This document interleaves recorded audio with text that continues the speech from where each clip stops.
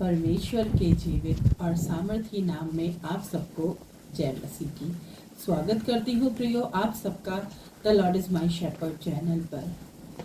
वचन कहता है इफिसियों 4:2 में, सब प्रकार की नम्रता, दीनता और धीरज सहित प्रेम से एक दूसरे की सह लो।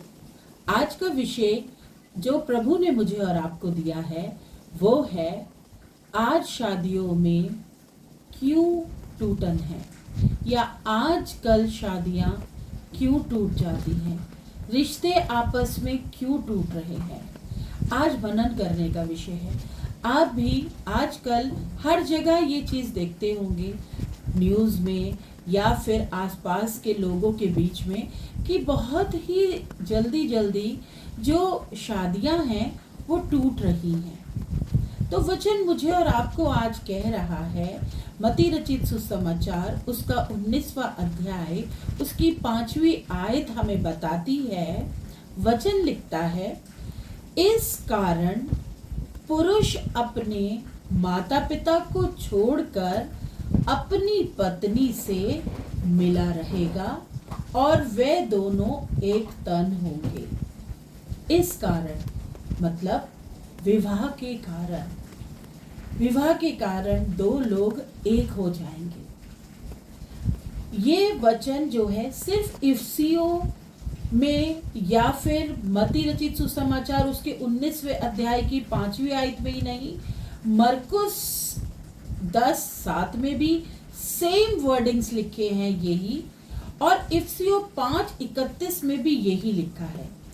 इस वचन का अर्थ है, इसमें विवाह की पवित्रता और पति पत्नी के अटूट रिश्ते को बताया गया है मेरे प्रियो, कि कैसे शादी के बाद उनका रिश्ता सबसे गहरा होता है। और आज हम क्या सुन रहे हैं कि शादियां टूट रही हैं। प्रियो, आज हम ऐसे समय में जो जी रहे हैं जहां शादियां पहले से अधिक टूट रही हैं, टिकी नहीं रही हैं। इसका सबसे बड़ा कारण केवल परिस्थिति नहीं है मेरे प्रियो, बल्कि ध्यान से सोचे, स्वार्थ, अहंकार, क्षमा की कमी और परमेश्वर के वचन से दूर होना है।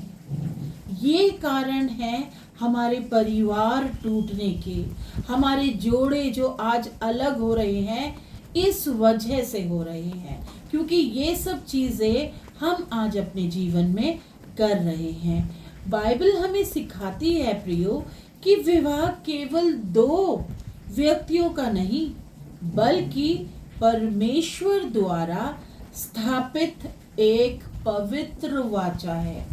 मेरे प्रियो, विवाह जो है ना, वो एक पवित्र बंधन है। इसमें कोई भी ऐसा कार्य नहीं जो गलत हो। ये बहुत पवित्र बंधन है जो एक पुरुष और एक स्त्री के बीच में हैगा मेरे प्रियो। एक दूसरे को बदलने की बजाय समझने लगते हैं।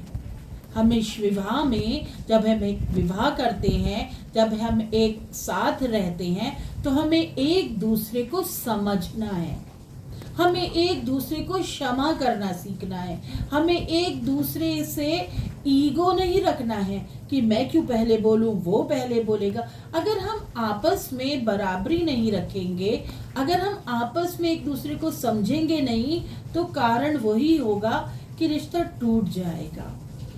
दोष देने की बजाय क्षमा करने लगे और बहस करने की बजाय साथ मिलकर प्रार्थना करें और प्रभु से पूछें कि प्रभु, हम इस विषय में क्या करें।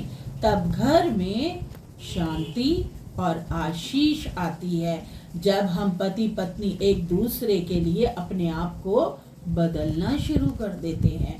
और जब हम ये सोचते हैं कि मैं पति हूँ, पत्नी मेरे से नीचे रहेगी, तो हम उसको हमेशा हर बात में दबाएंगे या हम उसको कुछ भी कह सकते हैं, वो सिर्फ सहन करे, तो भी मेरे प्रियो रिश्ता नहीं चल पाएगा। और इधर अगर पत्नी सोचे कि पति सिर्फ मेरी ही सुनता रहे, जो मैं कहूँ वैसे ही करे, तो भी मेरे प्रियो रिश्ता नहीं चल पाएगा। वो टूट के कगार पे आके खड़ा हो जाएगा। जो परमेश्वर की सहायता से हमें अपने बीच में प्रेम और क्षमा करना सीखना है, हमें प्रार्थना करनी है अपने रिश्ते के लिए, हमें बैठना है, एक दूसरे के साथ संगति करनी है। आज हमें एक निर्णय लेना है अपने जीवनों में, हर दिन साथ मिलकर प्रार्थना करेंगे। दूसरा, एक दूसरे को एक समान समझेंगे और एक दूसरे का सम्मान करेंगे। कटु शब्दों के बजाय प्रेम से बात करेंगे। कोई भी बुरी बात अपने पत्नी को या पति को किसी के सामने भी नहीं करेंगे। हमें अपने पति पत्नी को नीचा भी नहीं दिखाना होता है। हर परिस्थिति में, चाहे वो कैसी ही परिस्थिति क्यों ना हो, परमेश्वर पर भरोसा रखेंगे। अपने रिश्ते के लिए, अपने परिवार के लिए आज मेरे बच्चों, मेरे प्रियो, हमें खुद प्रार्थना करनी है कि हमारा परिवार, हमारा रिश्ता हमेशा बना रहे। कलाम मुझे और आपको बहुत कुछ सिखाने की कोशिश कर रहा है, परंतु कलाम आज वचन मुझे और आपसे कह रहा है कि परमेश्वर पर भरोसा रख के एक दूसरे के लिए प्रार्थना करें, एक दूसरे का सम्मान करें, एक दूसरे को क्षमा करने की आदत डालें, दोषारोपण ना करें। अगर हम ये छोटी सी बात समझ जाते हैं तो ये प्रभु आपसे कहते हैं कि आपका जीवन बहुत बहुत खुशहाल और शांतिपूर्ण होगा। एक दूसरे को क्षमा करना सीखें। हमारे परिवार इसी प्रकार से बने रहेंगे। परमेश्वर आपको और आपके परिवार को आशीष दे। जय मसीह की।